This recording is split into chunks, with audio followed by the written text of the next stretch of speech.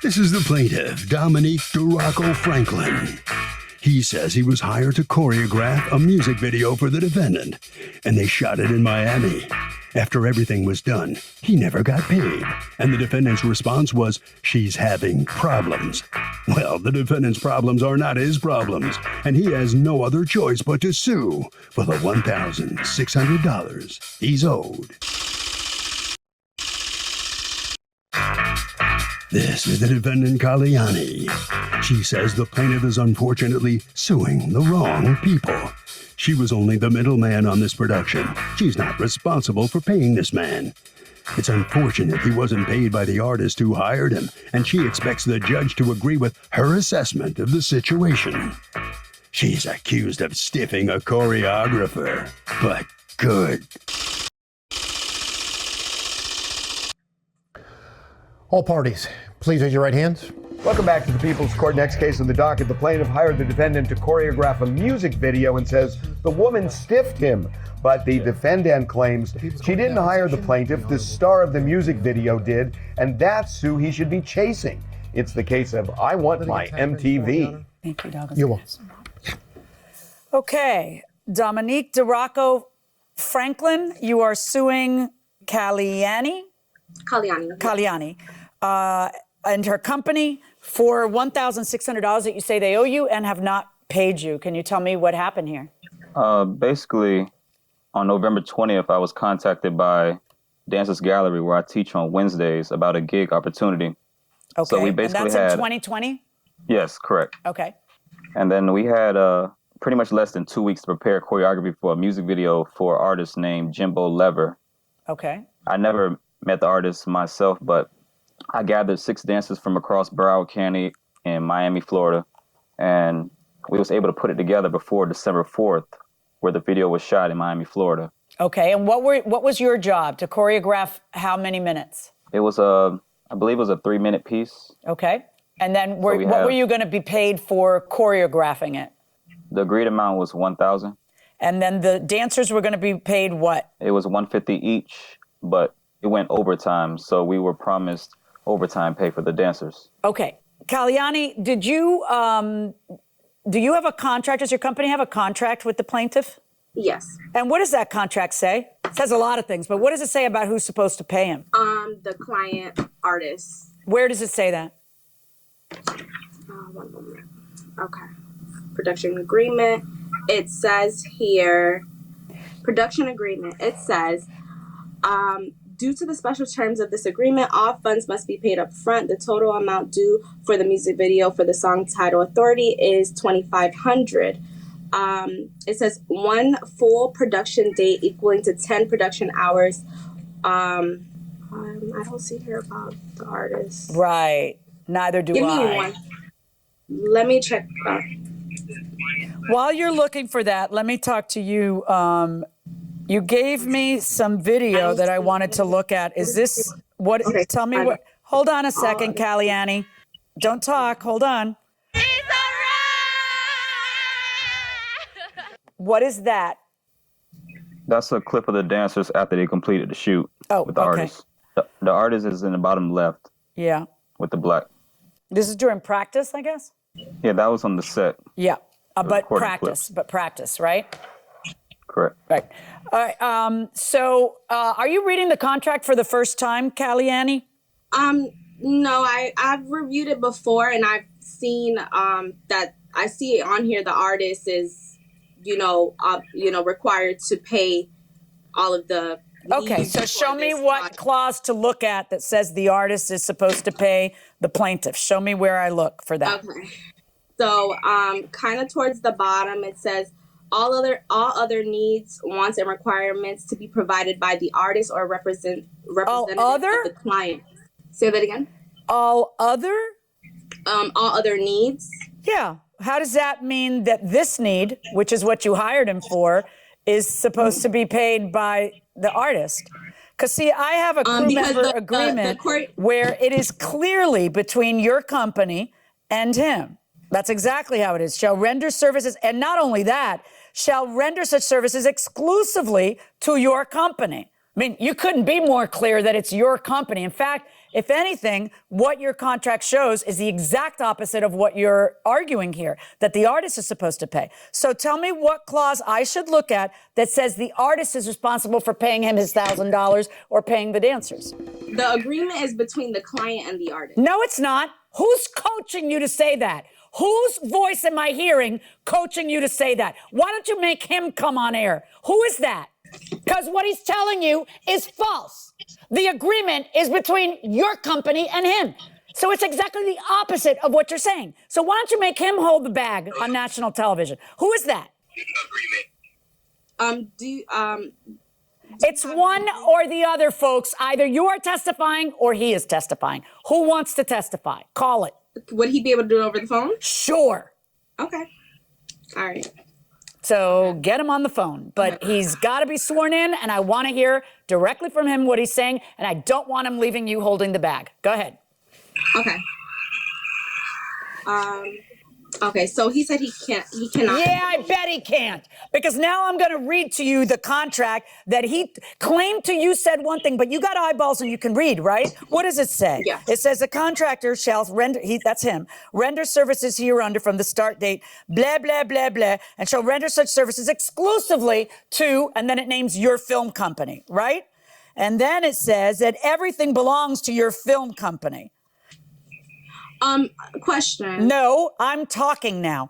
Then it says, contractor acknowledges that the contractor's work is a work made for hire, and therefore your company shall be the author and copyright owner of all of the work. And then it says that the two parties to the contract, your company and he, agree to arbitrate.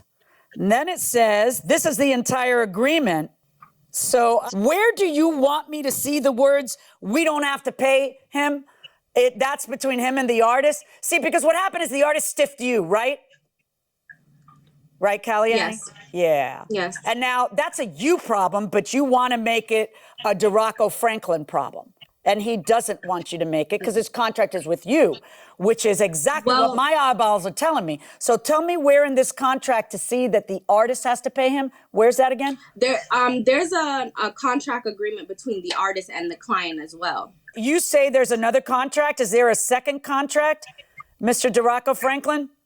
Not to my knowledge. Okay, why don't you provide the second contract that says something completely different from the first contract? Show me that, Ms. Caliani.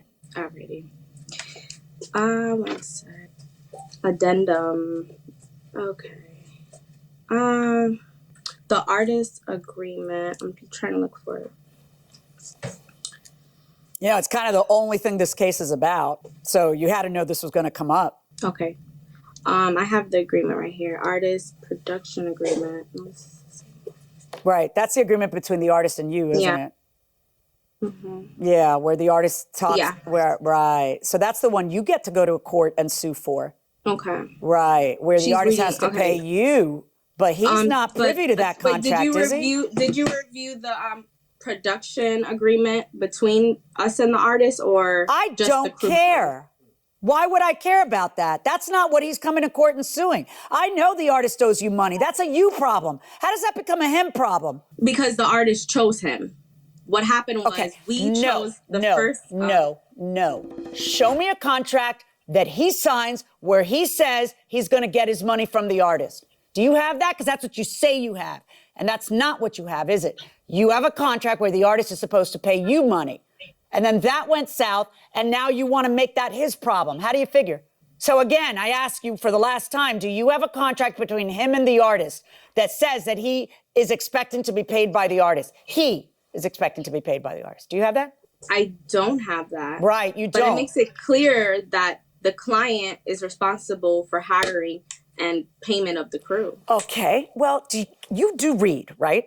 So you see that the contract I read out loud is a contract between you and him, and that's what he's suing on. Your company owes him money. Yeah, that's your contract. That's the only one he's ever signed. He's never signed anything else. You're literally arguing to me, yeah, but I don't have the money because someone owes me money. That's what you're arguing to me. That is not a legal premise. But the worst part of this, I don't know what the fellow who can't be bothered to come to court, who's telling you what to say, is to you, but you got to rethink that whole relationship with him, whether it's business or otherwise, because he has completely left you looking like a fool. hasn't he? $1,600 verdict for Mr. DeRocco Franklin. So the plaintiff is going to get his money after all. Ms. Caliani, let me ask you, are you at all surprised by the judge's decision here? Or did you learn something while you were reading the contract with her? No, not surprised. What are your thoughts right now? I was doing a favor, so I work closely with the company. So it's okay. Well, it's not okay. And it's the guy who's talking to you in the background, I guess, who really is the main culprit here. Mr. Franklin, DeRocco Franklin, was it a worthwhile project to work on? How'd it work out? It looks like you were shooting at a football stadium, were you? Yes, the dancers actually enjoyed it, but it was nice. It's just that was the only issue I had, was not getting paid as a choreographer. Yeah. Did it ever see the light of day? Not to my knowledge. I haven't seen it on social media or YouTube. Yeah, okay. All right. Well, I hope you've learned something from this, but hey, look, you had a valid contract. There wasn't anything else you could do but sue them, and you did the right thing. So congratulations. Okay? Thank you. All right, Harvey. So, Doug, look, this is why written contracts are so valuable. That if you had an oral contract, one person says one thing and no, that wasn't said. The other person says something else was said. Here, both people have the same document in writing with the same terms. Easy for the judge to figure out. That's the way to go. How come there isn't an implied warranty of merchantability applied when you buy a used car and it breaks down the same day? I see a lot of used car disputes on your show. Yeah, people, I often get this question because people think that's really unfair. If I just bought it today, I should be able to give it back to you. But then what if you just bought it yesterday? Should you be able to give it? What if you just bought it last week? Should you be able to give it? The problem is that we have commerce going, and it's the law in its infinite wisdom has decided that if you're just a guy selling your car, Not a dealer. you don't know what you don't know. Right. So we need to keep commerce Every moving. time a car breaks down. Every time a car breaks down, you're going to sue. There's one thing we all know: cars are gonna break down. They're gonna break down. At the worst possible moment, usually, right? So the presumption is it's as is unless you warrant something. That means you know darn well that engine is 12 years old, but you say it's 1 year old. Well, you're lying. Now there's something you did, and that is actionable. You're stepping into the realm of fraud. Right. Which is not easy to prove normally. Right. But if you. But I have had cases where a guy will say, this engine's great. There's nothing wrong with the engine. And then the new owner takes it to the same mechanic who the old owner took it to, said, I told this guy this engine was going to die the next day. Right. And then all of a sudden that guy had some problems. But generally speaking, it's in an effort to keep commerce flowing because there's just too many used car sales and people don't know what they don't know about what will happen in the future. We don't hold them to the standard that we hold dealerships or used car dealerships, which, every state has some laws about what they must warrant and what they needn't warrant depending on the mileage, et cetera. Right. So generally speaking, you're not going to get anywhere unless someone sold you something that's obviously unsafe. And then it's who's to say who's obviously unsafe. The one thing people do get win in litigation on this kind of thing is when they can't provide a title, because that is the one thing you're warranting, that it's a car that you can register. It's not a tennis racket. It's not right. It's a car, and therefore you have to be able to register it. So thanks for joining us. We will see you for the next session of People's Court.